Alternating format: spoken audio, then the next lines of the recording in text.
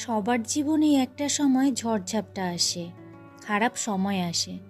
আমার জীবনেও ব্যতিক্রম না, আমার জীবনেও এসেছিল।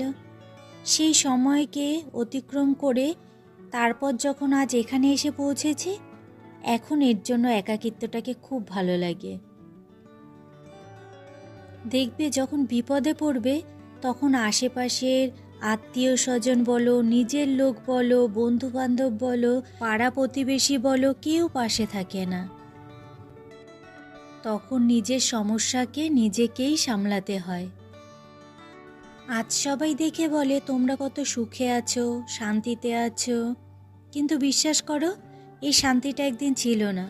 এই যে আজকে বললাম না, ৮ ঘন্টায় ঘুমানোর জায়গায় সেখানে ৩ ঘন্টা ঘুমিয়েছি। এমন দিনও গেছে যেদিনকে চোখের পাতা দুটো এক করতে পারিনি। সারা রাত জেগে আকাশের দিকে তাকিয়ে থাকতাম আর ভাবতাম কি হবে আমার ভবিষ্যৎ, আমার মেয়ের ভবিষ্যৎ। কত দিন গেছে না খেয়ে থেকেছি। না, ঘরে খাবার ছিল না তার জন্য নয়, কষ্টে না খেয়ে থেকেছি। দিন রাত্রি শুধু কাঁদতাম কি হবে এইটা ভেবে। আমার কথা না, বিশেষ করে আমার মেয়ের কথাটা ভেবে, যে ওর ভবিষ্যতে কি হবে। আজ আমাদের মাথার ওপর ছাদ নেই, কিন্তু তবুও জানো তো আমরা নিশ্চিন্তে ঘুমাই, শান্তিতে ঘুমাই। না, ভুল ভাবছো। আমার বর চলে গেছে তার জন্য না, আমার বর থাকাকালীনই এত কষ্ট আমাদের ছিল। জীবন সঙ্গী যদি সঠিক হয় তাহলে দেখবে অনেক কষ্ট কম হয়, কষ্টটাকেও তখন কষ্ট বলে মনে হয় না। আজ দেখো আমার পাশে সবাই আছে, আমার আত্মীয় স্বজন, বন্ধু বান্ধব সবাই আছে।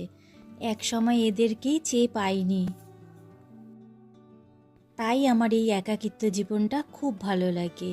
নিজের মতো থাকা, নিজের মতো বাঁচা, নিজেকে ভালোবাসা।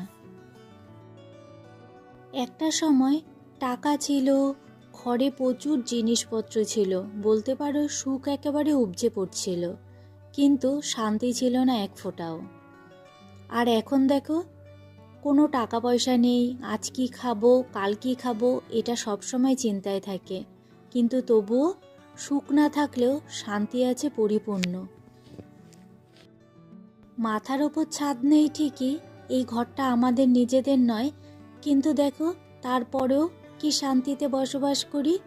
আজ সেখান থেকে বের করে দিলে কাল কোথায় যাব জানি না, তবে যেই পরিস্থিতি থেকে আমরা এসেছি সেই পরিস্থিতিতে আমাদের কাছে এইটা এখন কোনো সমস্যাই না।